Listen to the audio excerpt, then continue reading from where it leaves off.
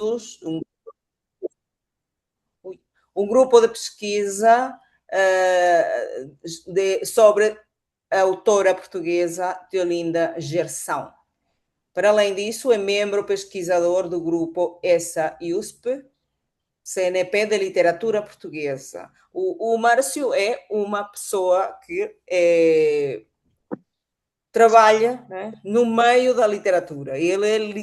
O dele é literatura. O seu forte é literatura, é pesquisador e é professor de literatura portuguesa. Ok? Márcio, obrigada por estares aqui. Para nós é sempre um prazer contar com a tua presença, para partilhares conosco parte dos teus conhecimentos. Obrigada pela tua gentileza de aceitar estar conosco hoje. Um feliz ano também para ti, muita saúde, muita paz, muito amor e prosperidade para este ano 2026 e tudo de bom para ti e para a tua família. Então, podemos começar quando quiseres. Obrigada. Ok, muito obrigado, professora Digna, pela apresentação, né? Então,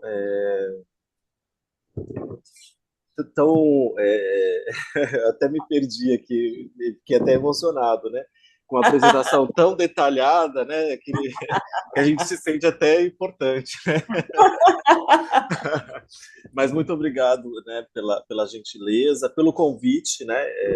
De estar aqui mais uma vez com vocês, todos, e poder contribuir de alguma forma, né? Apresentando aqui partes das minhas pesquisas. Eu sempre fico muito agradecido, né? Eu saúdo a todos que estão aqui, a você, professora Digna, a professora Anabela, todos os organizadores, e também me solidarizo com a situação que está ocorrendo em vosso país, que tudo se resolva logo, né? E que esse ano, esse início de ano não seja o resumo do ano que teremos, né? Com tantos atropelos, mas que seja de fato Amém. assim como você mesma falou, né? Que seja um ano de prosperidade, né? Um ano de coisas boas para todos nós. Então, mediante isso, eu estou ainda aqui tentando abrir a câmera, mas enquanto isso eu vou já falando, né?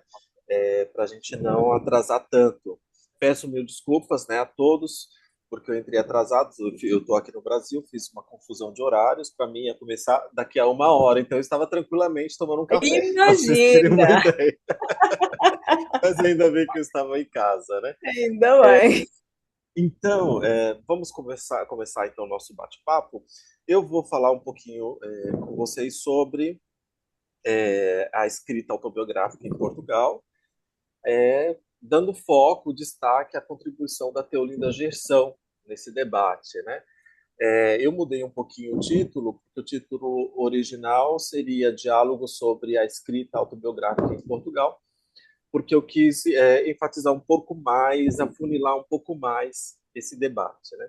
Trazendo a Teolinda Gerção como uma autora que traz uma nova roupagem, vamos dizer assim, sobre a escrita autobiográfica. Então foi por isso que eu mudei um pouquinho o título, só para ficar um pouco mais ilustrativo, um pouco mais elucidativo também.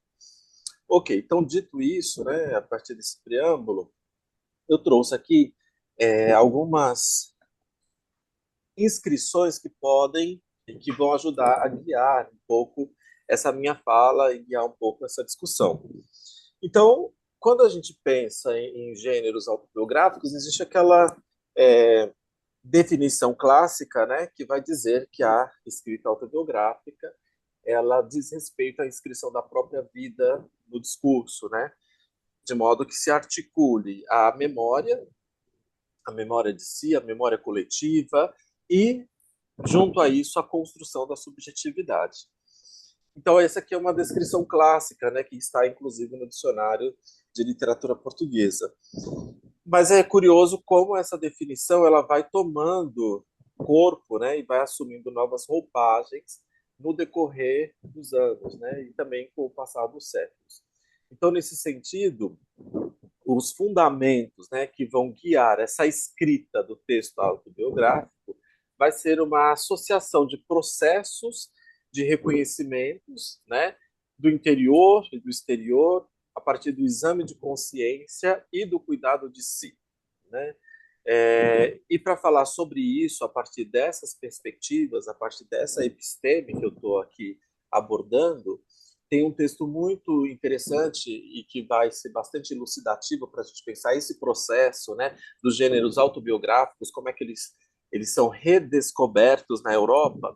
É um texto chamado A Escrita de Si, do Michel Foucault, que ele vai fazer um resgate histórico de onde que surgem os primeiros textos autobiográficos com características autobiográficas e como que a Europa vai redescobrir esses textos e como que eles vão tomar um lugar de texto literário, né? Não só um lugar de texto de registros de memória, que diz respeito também a registros históricos, mas também como um discurso literário.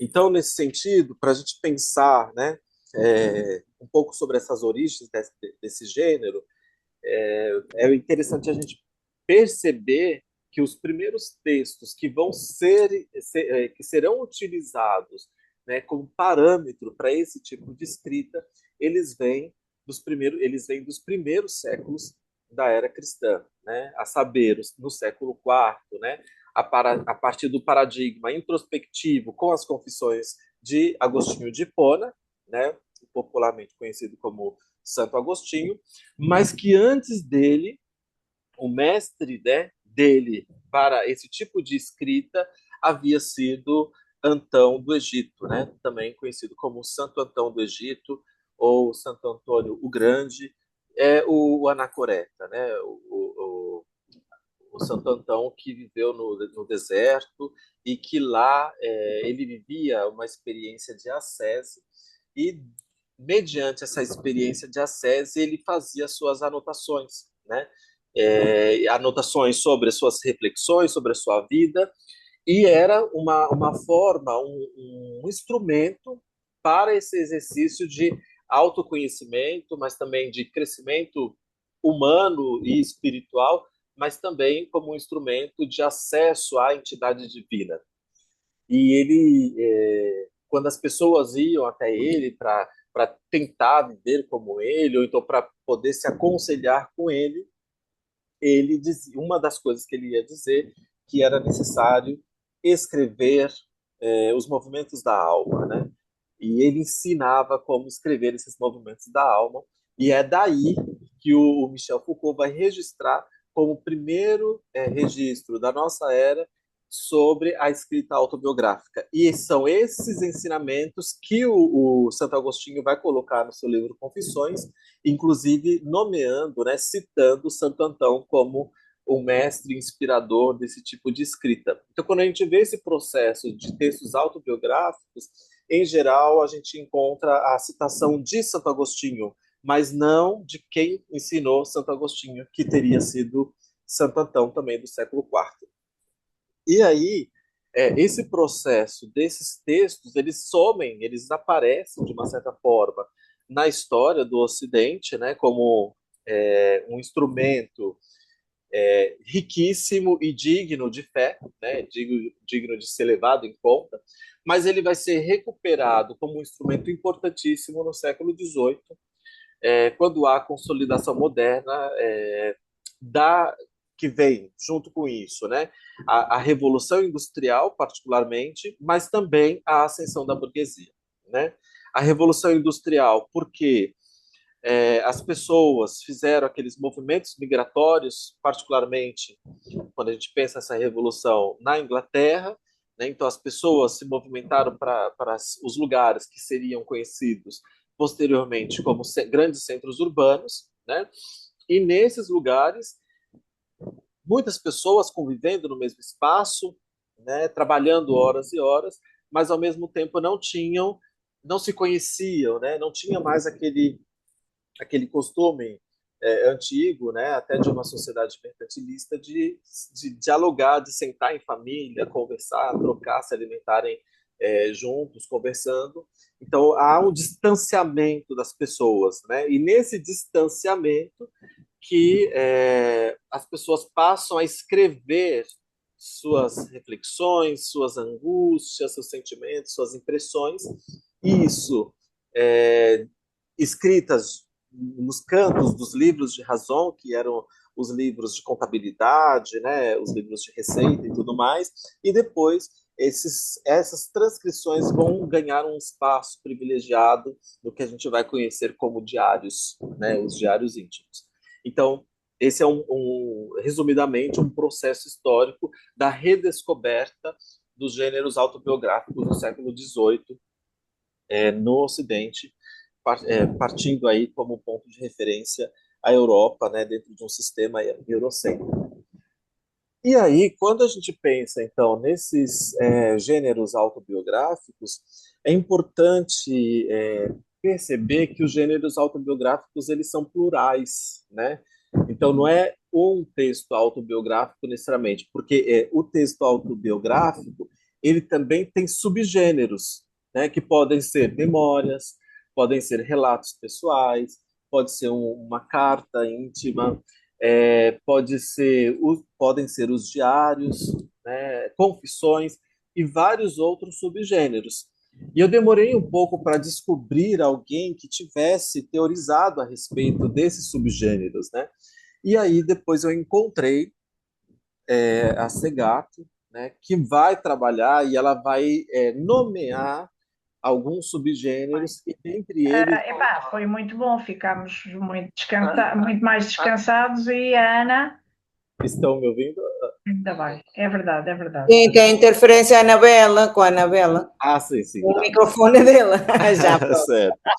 Então, e aí eu descobri, né, a Segato que vai trabalhar com esses subgêneros dentro de um grande gênero, que seria os gêneros autobiográficos, e dentre esses gêneros estariam aí o gênero convencional, né, Márcio, Oi, Márcio, desculpa, mas não estás a passar os slides, não está sabes? passando? Ficou estático.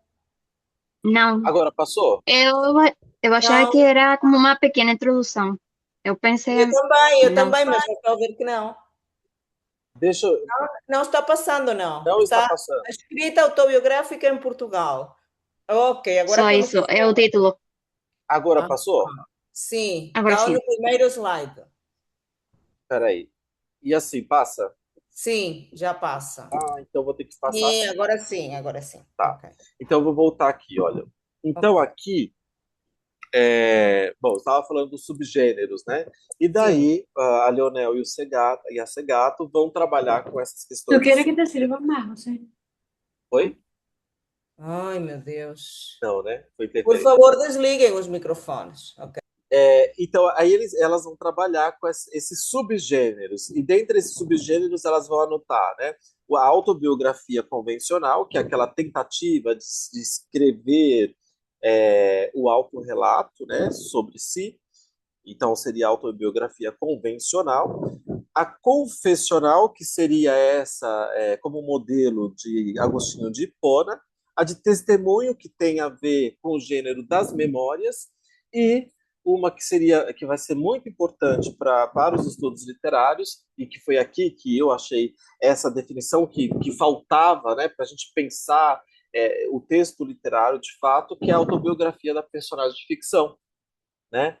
E a autobiografia da personagem de ficção seria exatamente uma personagem ficcional que escreve sobre si, como se ele tivesse uma vida, né? Que é o caso, por exemplo, do Teodorico Raposo, que é uma personagem do romance A Relíquia do Eça de Queiroz, que vai escrever na relíquia as memórias da vida dele, né? E ele vai escrever essas memórias para ensinar uma lição que seria lúcida e forte para os seus leitores. Mas aqui o Teodorico Raposo não existe, né? Ele nunca existiu. Então, daí ele estaria dentro dessa classificação da autobiografia da personagem de ficção. Então, né, e aí eu trago aqui uma pequena citação, né, das autoras que vai dizer que nesta última, né, que na autobiografia da personagem de ficção, o enredo é exposto por uma personagem criada pelo autor que narra suas experiências humanas, né? Então, se a gente pensar de fato a autobiografia, ela sempre vai ser um texto ficcional, porque é impossível, seria impossível escrever todos os movimentos de si que vai constituir a personalidade do ser que escreve. Então é sempre um olhar possível, né? A Ruth Amolsen vai dizer sobre isso, né? É sempre um olhar possível sobre uma história vivenciada. Então, se a gente partir desse princípio, então já seria um texto ficcional. Mas aqui, a autobiografia da personagem ficção, ela vai além no sentido de que tudo é ficcional. Até o próprio ser que escreve é ficcional, né? E ele nos dá um movimento bem largo, né, bem amplo para os estudos nesse sentido.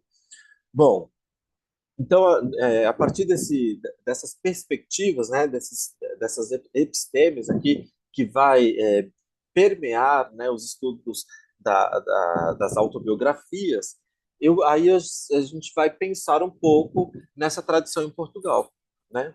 Então, a primeira questão, que no contexto português, né, a autobiografia não é um gênero abundante, né? Agora que tem aparecido um pouco mais, mas se a gente pensar a história da literatura portuguesa, é um gênero que ele passa, né, muitas vezes desapercebido, ou ele vai aparecer como um gênero menor, né? Então a autobiografia não é um gênero abundante, mas a escrita de si, que é o que vai guiar, né, esses textos autobiográficos, manifesta-se de forma expressiva, né, em cartas, em diários, né, muitas cartas que os autores trocavam, né, para poder falar sobre suas próprias obras, e nisso vai falar sobre essas angústias ao escrever a obra, ao publicar aquela obra, ou ter a intenção de publicar a obra, mas também nos diários e nos textos literários de alto teor, né, autobiográfico. E aí eu trago, para a gente pensar esses textos na história, o primeiro deles são as cartas, né, de Mariana Alcoforado, que tem toda uma questão de autoria, mas que não vale a pena entrar, porque o que nos interessa é o texto autobiográfico, independente de se a Mariana existiu ou não, porque, conforme eu já expliquei, é que se ela existiu ou não, isso não importa, porque o que vai importar é o discurso autobiográfico, né, estão aí, né, que está aí nessas cartas. Daí, o século XIX. Então, aqui a gente tem do século XVI, depois a gente vai ter os textos que vão aparecer mais marcadamente no século XIX, né?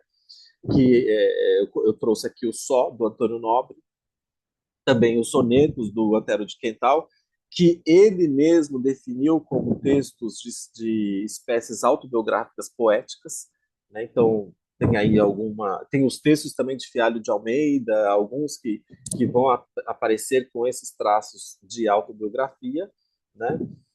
E no século XX tem os textos de Teixeira de Pascoal, como Pascoais, né? O livro de memórias, o próprio livro do Desassossego, do Fernando Pessoa, que vai ter toda essa carga autobiográfica, né? E que eu vou apresentar um pouquinho aqui quais são os elementos, né, que vão constituir essa escrita de si e que vão aparecer, né, nesses textos, o Diário de Miguel Torga, entre outros, né, para a gente pensar um pouco como que esses textos foram aparecendo. Então, de um modo bastante particular, o século XX vai trazer muito mais textos com teor autobiográfico. Também tem, né, os textos da Flobela Espanca, né, as poesias da Flobela Espanca, tem o Diário da Flobela Espanca, que tem todo esse teor autobiográfico. Mas onde que eu quero chegar é no século XXI, né? Então eu fiz esse rápido traçado, né, esse rápido caminho para a gente chegar no século XXI com uma produção que vai se sobressair e que, de uma certa forma, vai atualizar os gêneros autobiográficos, né? Dentro desses estudos acadêmicos, que vai ser a obra da Teolinda Gerson. E aqui eu trago particularmente 3 obras, né? Que vai ser um conto, que está no Pranto dos Amores e Outros Desvarios, né? Que é Alice in Thunderland, né? Depois, O Regresso de Julia Mann a Paraty, e, por fim, o terceiro que eu vou falar aqui é uma tríade, né? Que fecha uma tríade, né? Como se fosse uma trilogia não com o mesmo conteúdo, mas com a mesma estratégia discursiva, que vai ser a autobiografia não escrita da Martha Freud, né? Então, com essas obras, a Teolinda representa uma contribuição singular e inovadora para a escrita autobiográfica na literatura portuguesa contemporânea. E por quê, né, que vai ser singular e inovadora? É isso que nos interessa bastante. Bom, a autobiografia não escrita da Martha Freud eleva o nível de complexidade empregada nas estratégias da escrita autobiográfica, na categoria personagem de ficção e que aqui emanam de personagens históricas, né? Então, essas personagens históricas, de fato, que vão aparecer nesses textos, né? A saber, a Martha Freud, da autobiografia não escrita da Martha Freud, a Julia Mann, no Regresso de Julia Mann a Paraty, e a Alice, que é a personagem que vai dar origem, né, às narrativas da Alice no País das Maravilhas. Elas não escreveram autobiografias, né? Mas a Teolinda Gerson vai recuperar essas personalidades de um modo ficcional, como se elas tivessem escrito de fato, e tivesse fazendo, nesse exercício de escrita, uma autorreflexão sobre o que elas vivenciaram e sobre o que elas viveram de fato, né? E não é simplesmente uma invenção, né? Tem todo um exercício estético que envolve a escrita desses textos, mas também tem elementos empíricos, né? Dentre eles cartas, por exemplo. Bom, e aí, né, eu falei aqui muito abertamente, então aqui, bem pontual, vou comentar sobre esses 3 textos, né? Em 2016, a Teolinda publicou Prantos, Amores e Outros Desvarios, né, com esse conto que eu sinalizei, né, Alice in Thunderland, que vai trazer a Alice Pleasance Liddell como protagonista em primeira pessoa, conhecida mundialmente por ter inspirado Alice do famoso livro Alice no País das Maravilhas. A grande questão é que nessa narrativa, nesse conto, né, nós temos a Alice, que já na idade avançada, né, na sua velhice, na história, ela vai ser muito convidada para poder falar sobre a Alice no País das Maravilhas, vai falar sobre o autor e tal. E aí ela se dá conta de que ela não pode ficar mais falando, elogiando o autor, porque esse autor, né, ele tinha, de uma certa forma, se aproveitado da inocência dela, né? E foi nesse aproveitar da inocência da Alice, que era uma criança na época, que ele vai escrever a história. E ela vai trazer revelações de como isso teria sido feito, né? De que ela tinha sido muitas vezes drogada, né? E que a partir disso tinha tido investidas, né, do Lewis Carroll para cima dela. E isso foi um caso notório e conhecido. A família toma consciência disso e, no primeiro momento, se afasta dele, mas ele era o pastor da comunidade, o pastor daquele grupo social. Então, a mãe, depois, os pais decidem voltar e voltar a recebê-lo em casa, como se nada tivesse acontecido, justamente porque ele era o pastor daquela família e daquela cidade. Então, ela vai se dando conta dessa violência que ela sofreu e aí ela para de dar testemunho sobre ele, né? Então, é como se a Alice tivesse recebido uma voz que ela não teve na vida real a partir desse discurso memorialístico que a Teolinda Gerson emprega nos textos. E uma vez, numa entrevista com a própria Teolinda, eu falei sobre isso, porque eu sempre fui fã desse livro, né, dos textos do Lewis Carroll, e isso já um tempo conversando com ela eu falei assim, nossa, mas como que isso, né? Fiquei decepcionado, porque eu gostando desse texto e tal, e tudo isso, né? Toda essa violência que gerou esse texto que a gente gosta tanto, E aí a Teolinda, na época, falou assim, mas tudo isso está documentado. Existem fotos, inclusive, né? E estavam expostos um tempo atrás no Museu Britânico, lá em Londres, né? Ou seja, existem elementos empíricos, mas a partir deles foram organizados esses textos ficcionais de cunho autobiográfico. O outro texto, né? Então, Alice in Thunderland foi de 2016, em 2021, Teolinda Gerson publica O Regresso de Julia Mann a Paraty, né? E no Regresso de Julia Mann a Paraty, nesse caso, é um livro que tem 3 textos, né? 3 contos ou novelas. O primeiro é o do Freud pensando em Thomas Mann, e depois Thomas Mann pensando em Freud, e no terceiro texto, que é, de fato, a narrativa que leva o nome do livro, né? O Regresso de Julia Mann a Paraty. E esse livro é revelador porque a maioria das pessoas não sabem que a Julia Mann era brasileira, né? E ela foi levada para a Alemanha quando ela tinha ainda 7 anos de idade, porque o pai dela era alemão e a mãe brasileira. E quando aí a mãe morre, ela vai ser levada para ser criada pelos familiares do pai, né? Ela e as irmãs, e também inicialmente vai a criada, né, que cuidava delas. Mas depois, quando chega lá, elas são separadas para que elas não falem português, para que elas aprendam assim impositivamente a falar a língua alemã, e também esquecer tudo que elas viveram no Brasil, porque o Brasil era visto como um país menor que não deveria nem ter memórias, né? É uma cultura inferior. E ela vai sofrendo toda essa violência, né, xenofóbica, e mediante muitos sofrimentos, muitas opressões, no final da vida, muito decepcionada, porque já tinha perdido filha e tudo mais, ela teria supostamente,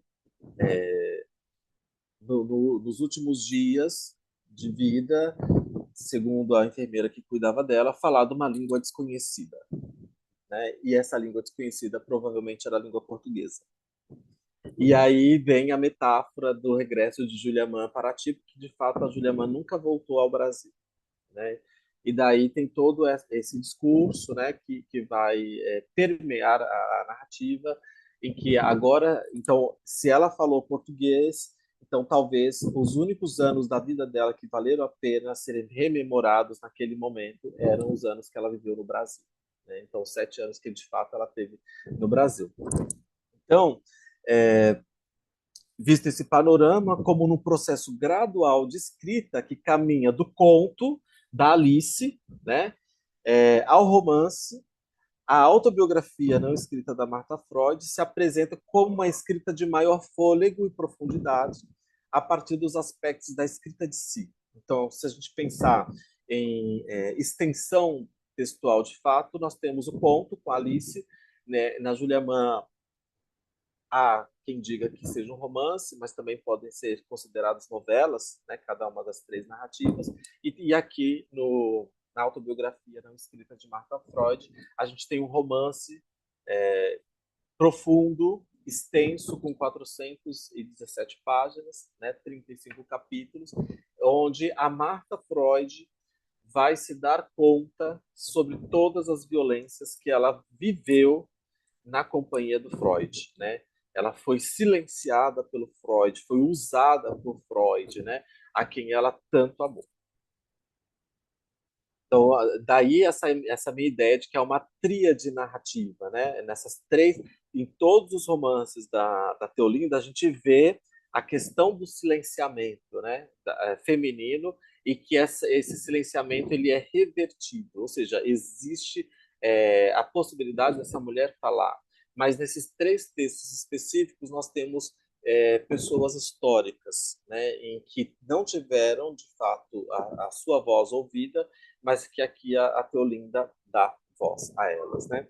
E então, nesse sentido, né, a autobiografia ficcional de uma personagem histórica, nós temos, deixa eu só mexer aqui, que nunca escreveu sua própria história de fato, que é na autobiografia não escrita, né? Nós temos aqui esse advérbio de negação, não escrita, da Martha Freud.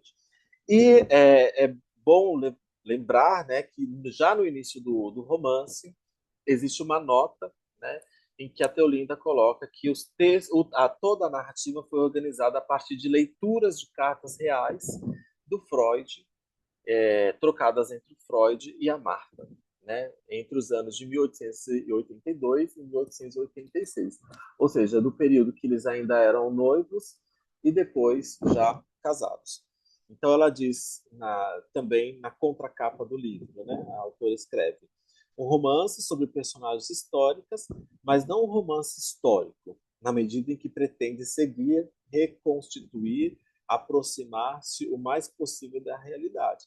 Então não é exatamente um romance histórico, mas um romance a partir da leitura de cartas e de elementos históricos. Então aqui a gente vai vendo a inovação da escrita autobiográfica a partir dessas narrativas, né? E o mais curioso, para quem não leu, né, é que é muito interessante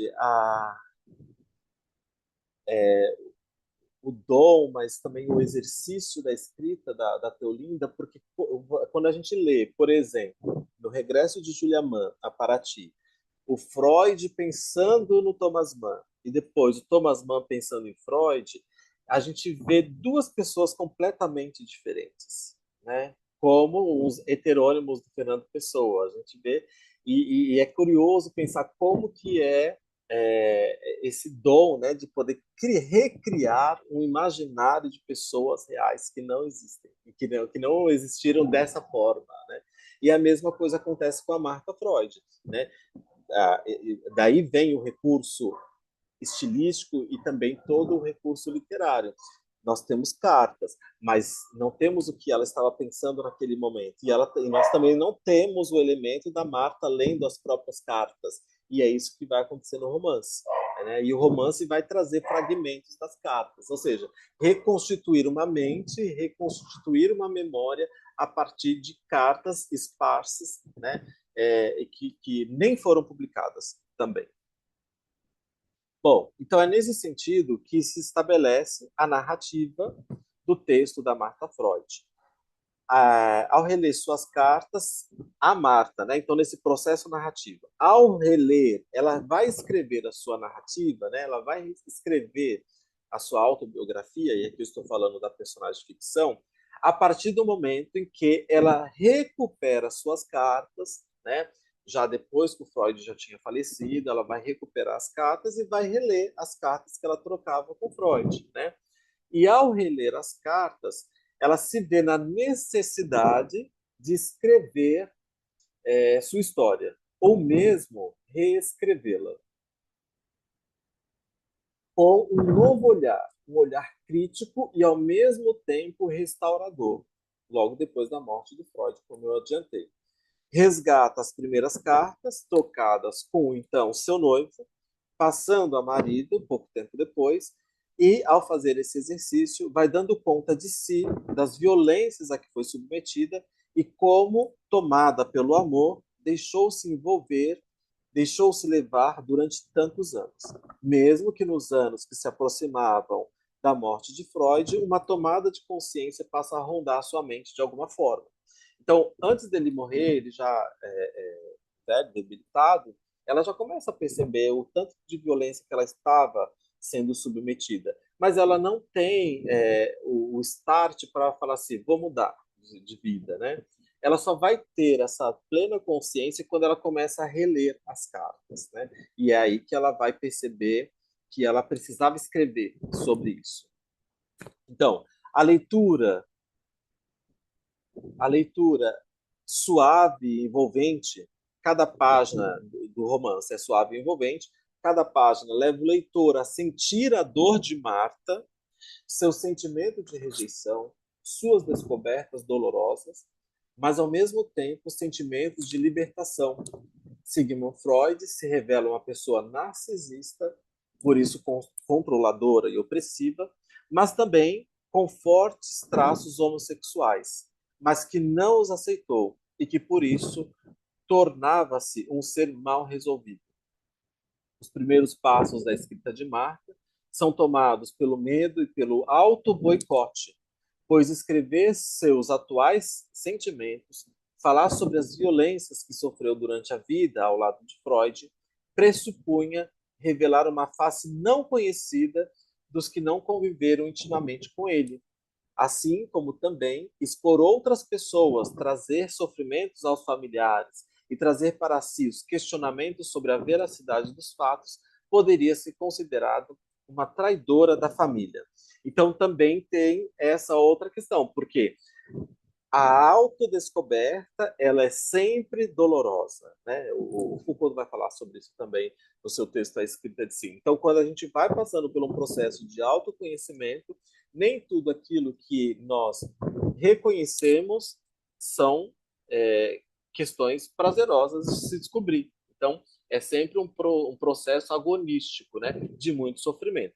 E aqui a Marta, ao reler as suas cartas, quando ela vai percebendo essa violência que ela sofreu e ela vai querer escrever, ela começa a escrever, mas em alguns momentos ela vai rasgar tudo aquilo, porque ela vai perceber que a escrita é violenta. E ela vai falar sobre isso. A escrita é violenta, ao mesmo tempo que reveladora.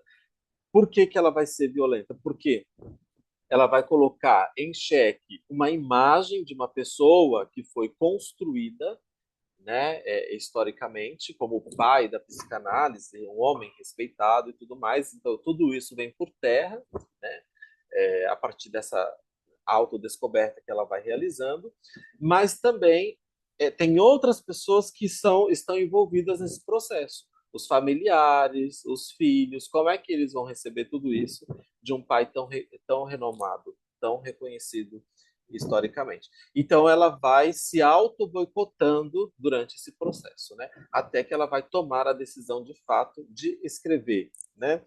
E aí, nesse sentido que vem o discurso que eu disse lá no início, como a escrita de si, né? Então, o que percorre, o que perpassa todos os gêneros autobiográficos, se ele é de fato autobiográfico, né? Ele vai passar por esse processo da escrita de si, que está aí, eu resumi aqui nesse quadro, né, como 5 elementos. Né? E esses 5 elementos que o Foucault vai chamar de anacorese, que tem a ver com aquilo que é ensinado por Antão do Egito e que o Agostinho de Hipona coloca em prática nas suas cartas, nas suas confissões, e que depois o Rousseau também vai escrever na sua autobiografia, né, e que vai aparecer também em Mariana Alcoforado, esses elementos que levam à escrita. Então, o primeiro elemento da anacorese que leva à escrita é o conflito inicial. Ou seja, porque existe um conflito, eu preciso resolver esse conflito, eu preciso descobrir quem eu sou, o que eu estou fazendo, né, de onde vim, para onde vou. Então, esses elementos existenciais vão me levar a um processo de reflexão. Esse processo de reflexão, que está aqui no segundo quadro, vai ser em um lugar muito específico. Então, vai ser em um lugar isolado, né? Então, tem sempre um lugar que ele por excelência, o lugar do encontro consigo. E esse lugar, em geral, né, é o quarto. Né? O quarto é o lugar do encontro. E tem um autor muito interessante que escreve um dos capítulos da história da vida privada na coletânea do Felipe Arrier, né, que se chama Orestes Hanum. O texto é Espaços da Intimidade, no volume 3. 3 ou 4, agora eu fiquei em dúvida. No volume 3 ou 4, ele vai escrever sobre os espaços da intimidade e também a escrita do foro privado. Né? E ele vai falar sobre esses espaços. E o espaço é, em geral, o quarto, né? É o jardim fechado, a biblioteca, né? O oratório. Então, são espaços propícios ao encontro consigo. Né? Então, tem o conflito inicial, existe o recurso do isolamento, onde você vai encontrar-se consigo, fazer suas autocríticas, sua autorreflexão, e aí o resultado desse isolamento serão algumas respostas, né? E porque existem algumas respostas que você consegue, falando bem grosso modo aqui, viu, gente? Então, como você consegue encontrar algumas respostas, você não consegue viver simplesmente naquele isolamento. Você sente a necessidade de ir conviver com o outro, né? De se relacionar com o outro, trocar as suas ideias com o outro. E aí aqui está o exercício de alteridade.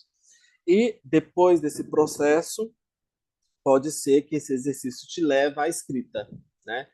E aí a escrita que vai ser chamada aqui de hiponemata, que é a escrita intimista. Ou seja, você vai escrever aquilo que serviu como lição para si, mas que pode também servir de lição para o outro, né? E é toda vez que você reler esse texto autobiográfico, você aprende novas coisas. Você como autor do próprio texto, mas o outro que lê também esse texto, né? E aí depois é um processo cíclico, né? Então você tem a escrita, depois você lê, você reflete, você escreve de novo. Então esse é o processo da escrita intimista. E é o que fica muito claro quando a gente vai ler a autobiografia não escrita da Martha Freud, que ela tem, né, esse conflito, ela vai para a reflexão, também no quarto, inclusive o quarto é nomeado no romance, e ela começa a escrever, ela descobre que a escrita é perigosa, ela entra num processo de auto-boicote, e depois ela vai, aos poucos, se libertando e vai escrevendo de fato, é, independendo, não pensando nas consequências que isso poderia trazer para o outro, mas como uma consequência que poderia trazer para a própria vida. Não como um exercício egoísta, mas percebendo que, ao fazer isso, ela se liberta, mas outras mulheres que estão ou estavam na mesma situação que ela poderiam se libertar também, né? Isso que é muito curioso. E aí, então, nós temos o conflito e o isolamento de Marta, né? Então, a Marta percebe o perigo das palavras ao escrever, né? O espaço do recolhimento para a busca das respostas, e eu trago aqui uma citação do romance, em que ela diz, né? Já tinha escrito mais de uma centena de páginas, quando, de repente, tive um sobressalto, a força e, portanto, o perigo das palavras no papel. Pousei a caneta com a mão tremendo e, por um longo momento, fiquei paralisada. E aí é muito curioso quando a gente pensa, né? Por que que muitas vezes a literatura ela é colocada como um estudo menor na universidade, né? Porque, na verdade, ela está trazendo à luz reflexões que servem para também o dia a dia da sociedade, né? Então, ela é um estudo perigoso, porque ela abre a mente à reflexão. Marta reavalia as violências e o controle, né, do Freud sobre si e sobre os familiares, né, as filhas, e ela vai trazer elementos que são muito reveladores e também impactantes ao leitor, que é um Freud narcisista e opressivo, né, que tem na frente uma ambição científica e o uso de familiares, como a própria filha Ana, como cobaias, né, dos seus experimentos, inclusive a Martha Freud também vai ser cobaia dos seus experimentos, e também traços de amores homossexuais idealizados, que ela tem assim sempre uma certa desconfiança, e depois quando ela vai rever as cartas dele, né, quando ele vai falar sobre esses amigos, ela vai perceber que na verdade não eram simplesmente amizades, mas também existia um amor homossexual envolvido nessas reflexões e nessa escrita. Inclusive, teve um episódio no ano passado que a Teolinda Gerson foi convidada para falar, né, na Sociedade de Psicanálise de Lisboa, de psicanalistas de Lisboa, e ela foi, né, e ela foi muito questionada nesse sentido, né, de como assim ela vai falar que o Freud era homossexual, né? E aí ela, muito tranquilamente, que a Teolinda Gerson tem toda uma classe, né, uma pessoa muito polida, ela falou assim, mas eu não inventei nada, né? Está tudo nas cartas, né? E ela com muita tranquilidade para falar. E assim, então é admirável também a coragem da Teolinda em mexer com personalidades tão consagradas, né, tão canonizadas nos meios acadêmicos, e de uma forma que ela vai rever, né, revelar, assim como a própria Marta está falando aqui no seu discurso. Então, nesse sentido, né, a escrita ela deixa de ser uma comunicação externa, né, escrever para o outro. Ela não é só isso, ela é isso também, mas não só.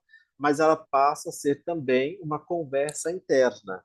Então, todo o processo da escrita autobiográfica, né, ela vai ser uma conversa com o leitor, mas às vezes esse leitor é o próprio autor. E daí vem a ideia do hiponemata, né? Toda vez que você lê, você reflete de uma forma diferente, você repensa, você reavalia o seu próprio processo autobiográfico, né? Então, eu trago uma citação. Ao reler a carta, percebo quanto me mentia. Então, olha que a gente tem um despertar, né? Então, ao reler a carta, percebo quanto me mentia ou tentava mentir-me ao disfarçar a gravidade da situação. Escrever era então como apagar ou negar. E agora escrever é como ver, tornar claro, quase insuportavelmente claro, né? Então, ou seja, a escrita ela é reveladora, né? Inclusive, hoje em dia muitos psicólogos utilizam esse método, né, de pedir para os seus pacientes escreverem, né? Porque a escrita é reveladora, ela ajuda no processo de autoconhecimento. Bom, após a morte de Freud, né, a Marta se reconstrói, diz ela. Não estamos sós. Ela percebe que não é uma luta dela, ainda que tenha acontecido com ela. Ela vai perceber que existem outras naquela situação. Não estamos sós. Somos iguais ou equivalentes.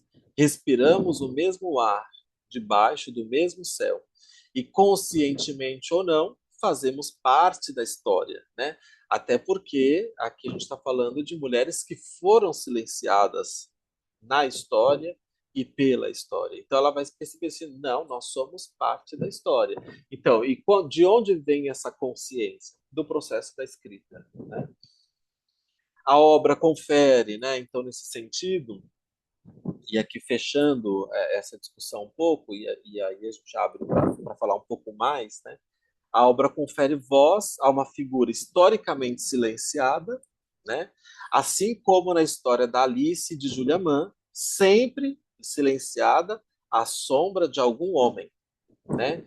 A Júlia foi o pai que a colocou para ser criada com a avó que a silenciou, né? Mas isso amando do pai, né?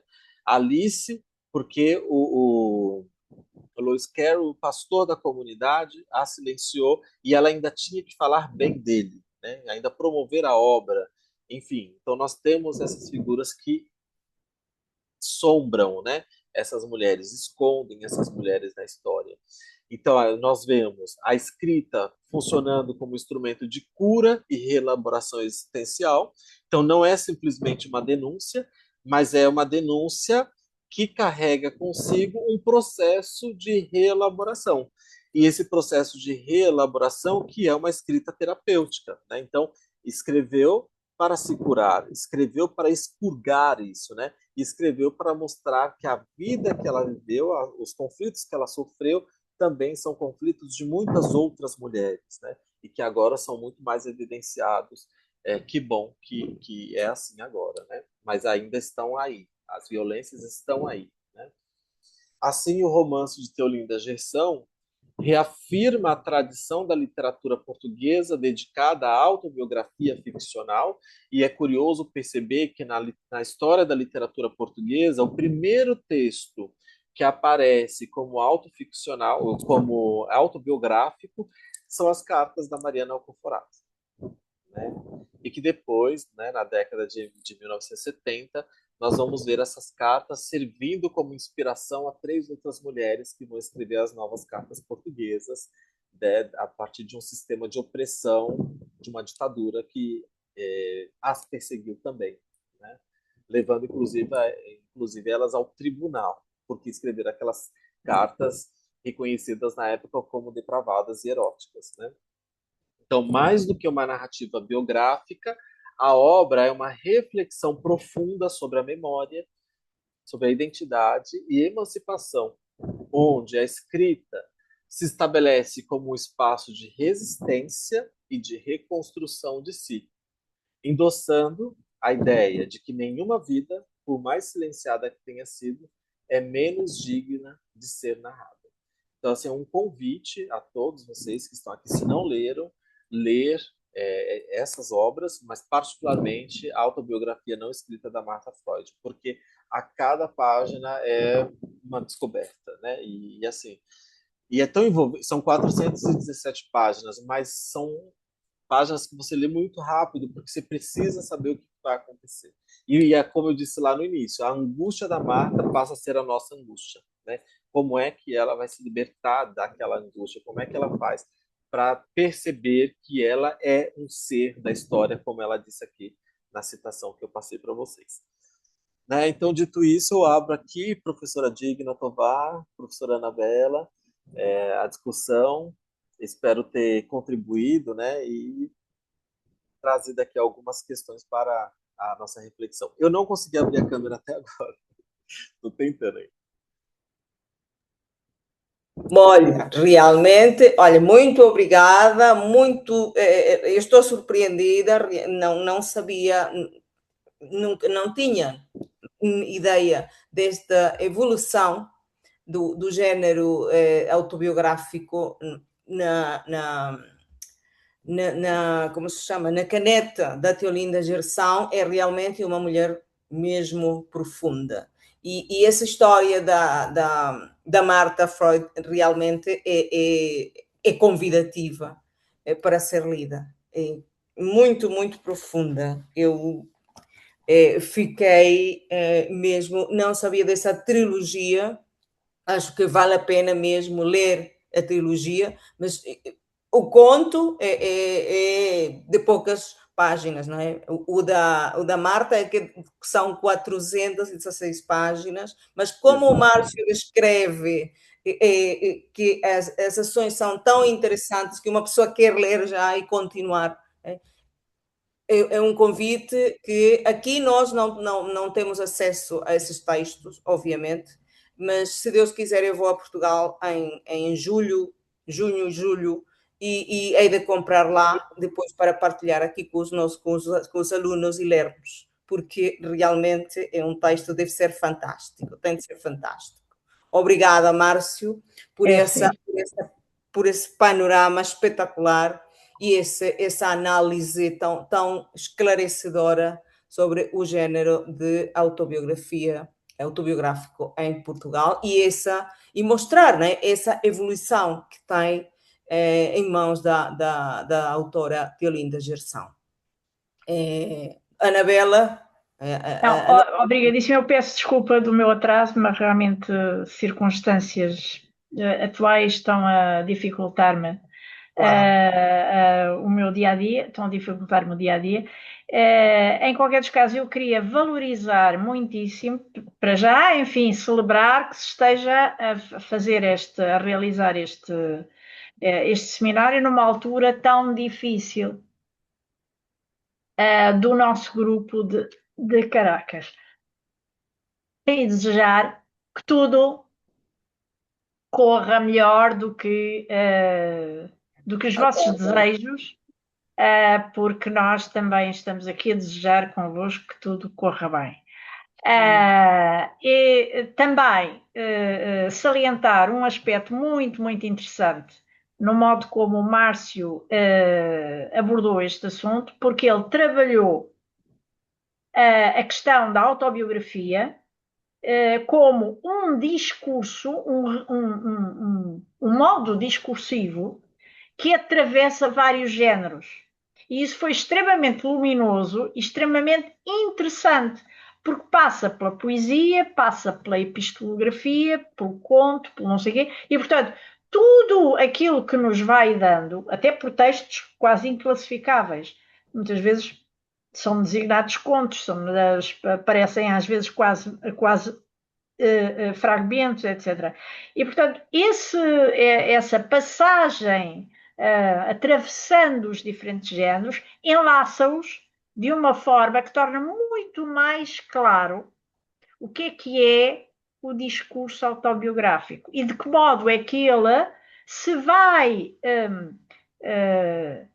juntando, vai dançando, eu diria assim, com o diarístico, com o histórico, com o ficcional e portanto, assumindo tonalidades diferentes, no fundo, como uma espécie de rio, não é? Onde nós vamos vendo a água com as suas correntes passar e assumir tonalidades diferentes. Portanto, essa visão que não espartilha num texto que é a autobiografia de apenas as questões da autobiografia é muitíssimo mais rico e muitíssimo mais voluminoso do que, digamos, a abordagem mais tradicional do discurso autobiográfico, não é?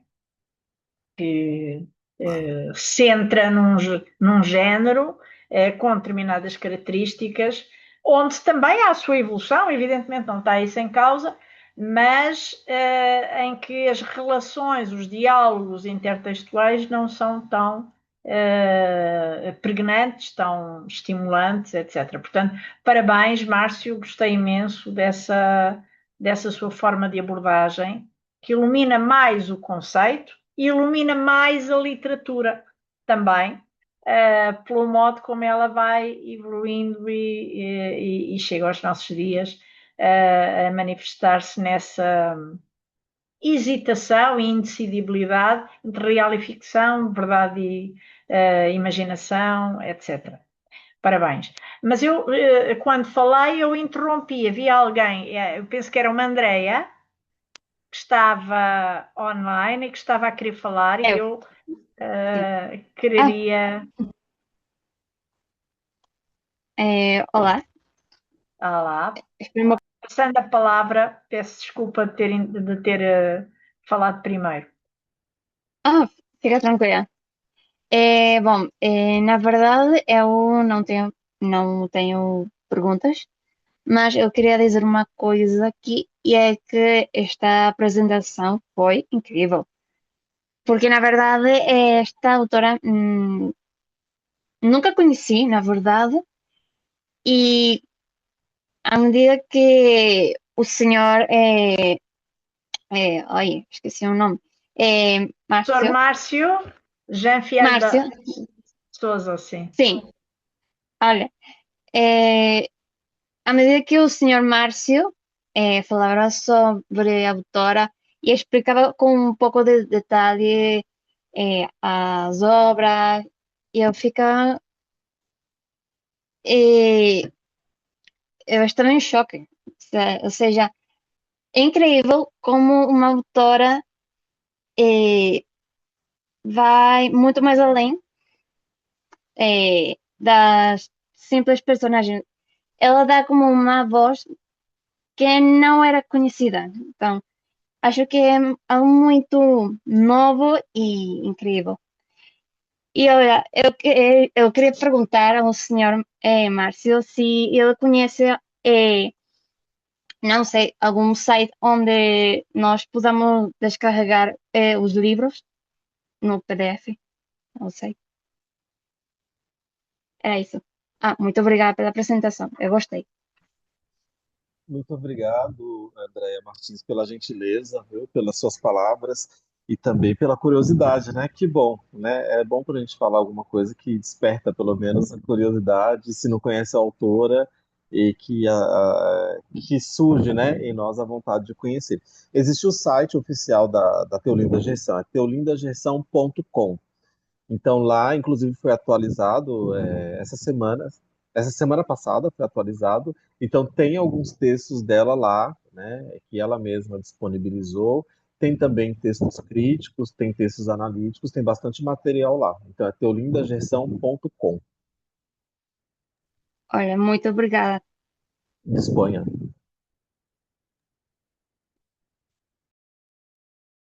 Obrigada, Márcio. Mais alguma questão? Comentários? O Márcio falou sobre os heterônimos, os heterônimos de pessoa.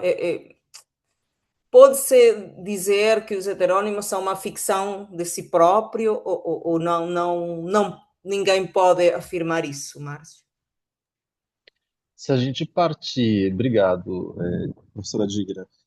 Se a gente partir da elaboração que a Leonel faz sobre os subgêneros dentro do gênero, né, autobiográfico, dos gêneros autobiográficos, a gente parte do o sujeito poético é uma pessoa, né, ficcional, então algumas dessas produções são possíveis pensar como autobiográficos dentro da personagem ou dentro do sujeito poético.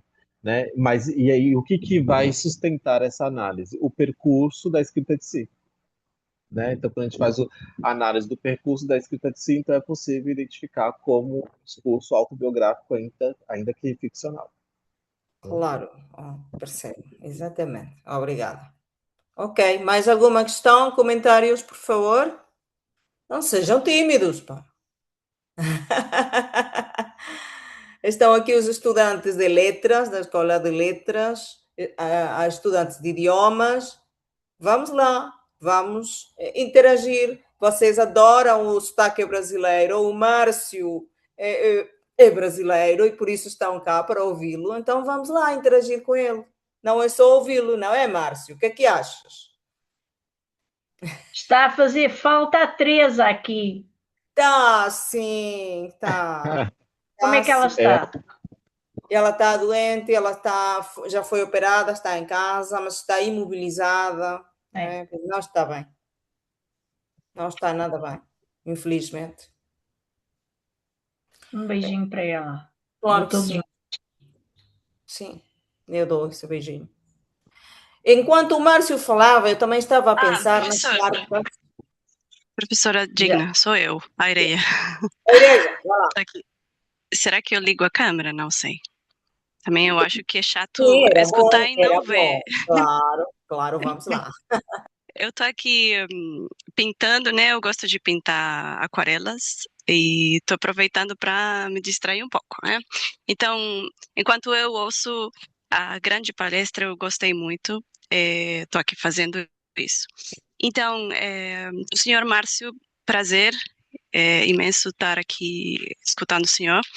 Eu tenho uma pergunta que é, assim, muito básica. Eu sou uma pessoa que gosto dos fatos. Eu gosto de saber de coisas que eu posso comprovar, que eu posso, sei lá, história, coisas que eu sei que aconteceram ou que pelo menos eu tenho certeza disso. Não sei se estou me explicando bem.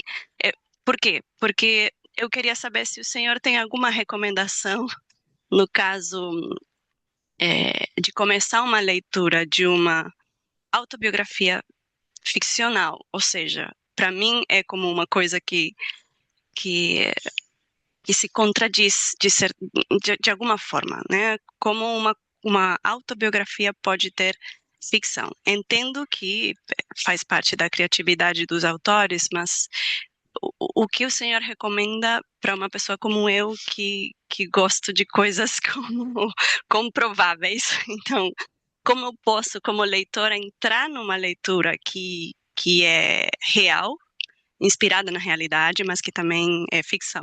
Não sei se dá para entender essa pergunta, mas queria saber se você recomenda alguma coisa assim para os leitores como eu, né? Muito obrigada.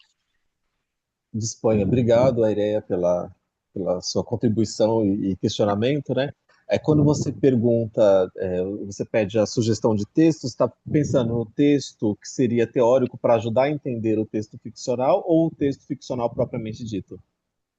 Não, mas assim, recomendação de você, como você recomendaria uma pessoa que não sabe nada de textos autobiográficos ficcionais, o que você recomenda para mim? Assim, olha, eu recomendo que você entre na leitura desse jeito, ou abra sua mente, ou recomendo alguma coisa assim, um pouco mais emocional para o leitor, mais do que um texto em particular. Sim. Então eu vou pensar aqui nas próprias palavras do Bakhtin, em estética de Uhum, criação verbal. Estética de criação sei. verbal, ele tem um capítulo que ele fala sobre a biografia e a autobiografia. E ele vai dizer que tanto uma quanto outra se confundem, né? A biografia e a autobiografia, porque de fato, toda vez que a gente vai escrever sobre alguém, ou toda vez que a gente vai escrever sobre nós mesmos, a gente sempre está performando. Por quê? Hum, Porque a gente sempre vai escrever como um herói. Qual é o herói? Não o herói é aquele que salva, mas aquele que merece ser lido, aquele que merece ser ouvido. Então eu não vou falar para o meu leitor, obviamente, qualquer coisa que seja futilidade. Eu vou falar alguma coisa que eu sei, mais ou menos, que o leitor pode se interessar. Então, quando o autor coloca isso em mente e vai para o exercício da escrita, ele vai dizer que, na verdade, esse autor está sempre performando. Ou seja, ele sempre está escrevendo, ainda que não seja mentira, mas ele sempre está escrevendo a partir de um ponto de vista. É sempre um olhar possível. Ele não é necessariamente mentira, mas de repente, se uma outra pessoa que estivesse presente mediante aquele fato que está sendo narrado, né, tivesse que falar sobre aquele fato, certamente falaria sobre outro ponto de vista e falaria de uma outra forma. Não que ela esteja errada. Os dois podem ser que estão certos, mas são olhares possíveis.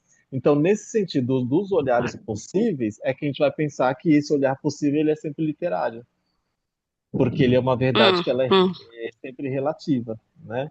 Então, Claro. ainda que o texto seja autobiográfico, de fato, né, o autor se propôs a escrever sua autobiografia, mas essa autobiografia a gente nunca vai poder levar ela como a ferro e fogo no sentido de aqui só tem verdades. Não, ali tem olhares, ali tem elementos que ele quer que você entenda que é o melhor da vida dele. De repente, é algo que ele acha que pode ser um modelo de vida para o outro, mas a gente sempre vai olhar para esse texto desconfiando, né? Sempre desconfiando desse autor. Essa Né? sou eu.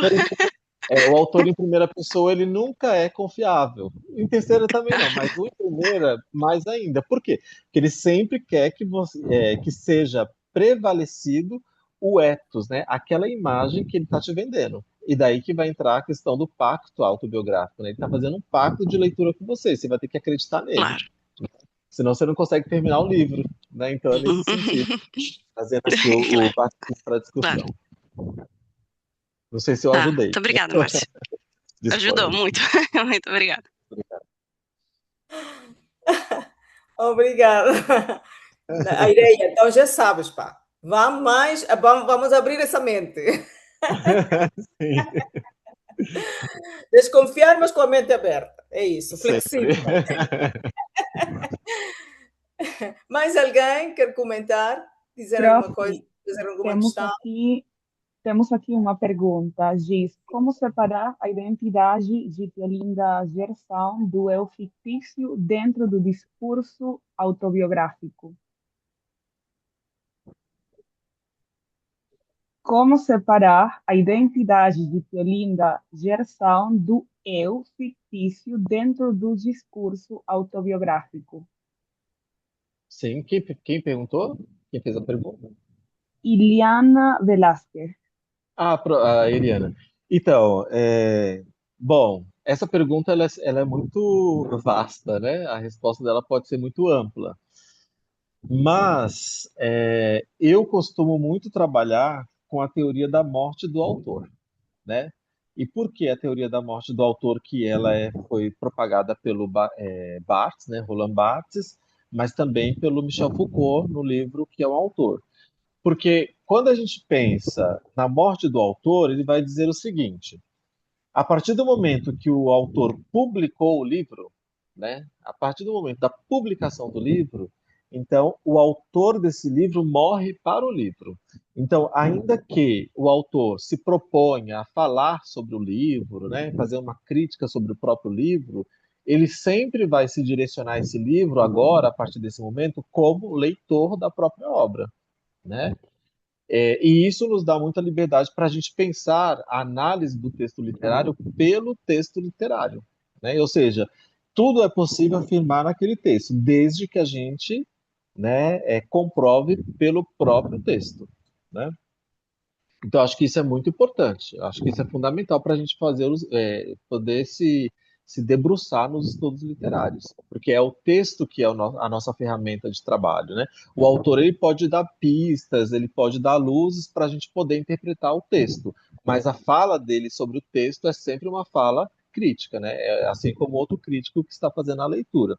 Então, para a gente pensar a separação da autora do narrador, por exemplo, vai depender muito dessa perspectiva. Se você tem essa perspectiva de que o autor morre para o próprio livro, é separado, ou seja, uma coisa não tem nada a ver com a outra. Ainda que lá tenha alguns elementos que possam ser elementos autobiográficos de fato, são impressões do autor na hora que ele escreveu.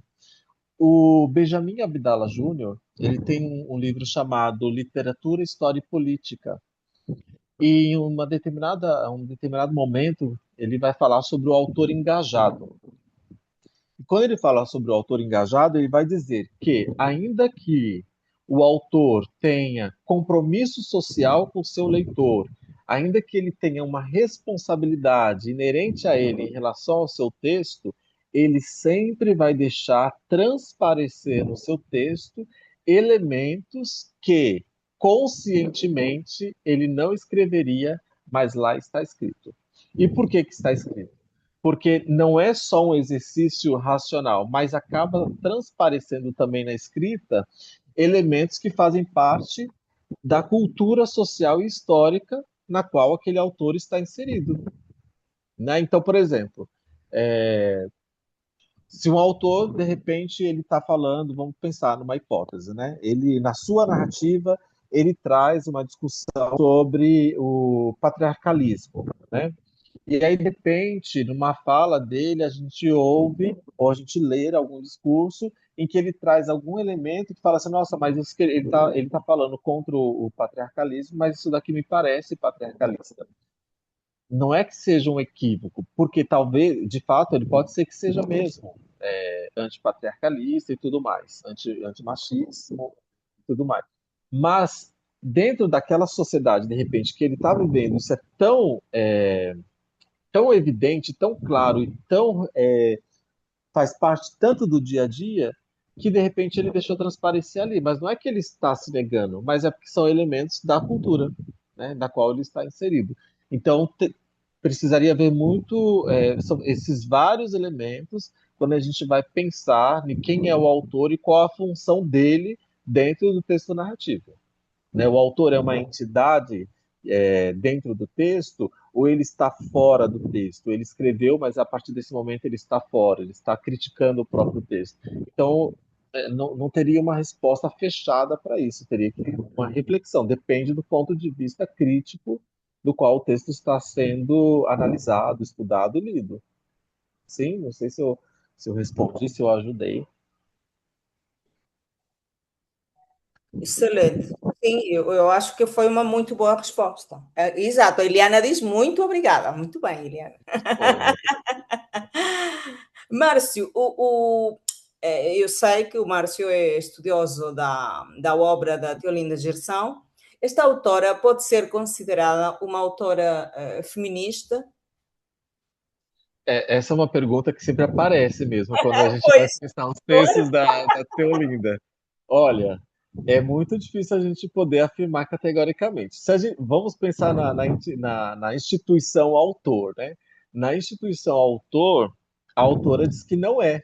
A Teolinda fala que não é, porque ela vai dizer que as questões que ela traz, né, nos seus textos ficcionais, como reflexões, né, e nessas questões a mulher sempre está silenciada porque é uma realidade, né, tradicional, seja em Portugal também em outros países, e ela vai dizer que na verdade não é só a mulher, existe todo um sistema para que isso aconteça. Então ela vai dizer que ela prefere não se auto-intitular feminista, porque isso talvez pudesse limitar o seu espaço de reflexão.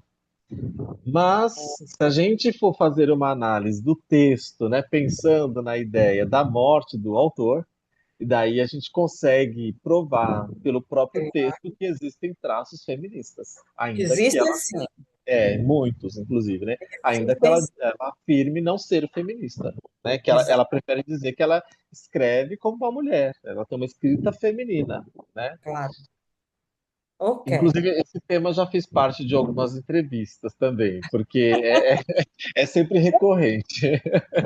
Sim, de facto, há traços que mostram que, de facto, há uma escrita aí, sim, feminina, mas há uma tendência, né, a esse, E, ao Até porque, por exemplo, essa questão do silenciamento feminino vai aparecer em todas as obras, desde a Exato. primeira, que inclusive se chama O Silêncio. Né? Em todas as obras isso vai ser recorrente. Exatamente. Bem, mais alguma questão? Já não podemos continuar a massacrar o Márcio. Imagina. Estou adorando. Já respondeu e respondeu muito, com muita clareza, as questões todas. Acho que passamos, olha, aprendemos imenso, partilhamos, interagimos e essa era a nossa ideia. Aprender e estar sempre, fazer sempre esta troca de ideias e de experiências. Para nós, aqui na Venezuela, neste momento, esta é uma terapia, como podem imaginar. Obrigada, Márcio, e parabéns pela palestra e pela disposição de estar aqui conosco hoje. Acho que nós, mais do que ninguém, precisávamos desta terapia. Muito obrigada. Anabela, olha, eu sei, nós sabemos quais são as circunstâncias, portanto, não se preocupe. Muito obrigada por estar aqui e obrigada a vocês todos. Obrigada e um grande abraço transatlântico. Claro que sim. Estamos claro juntos. Que sim. Estamos juntos.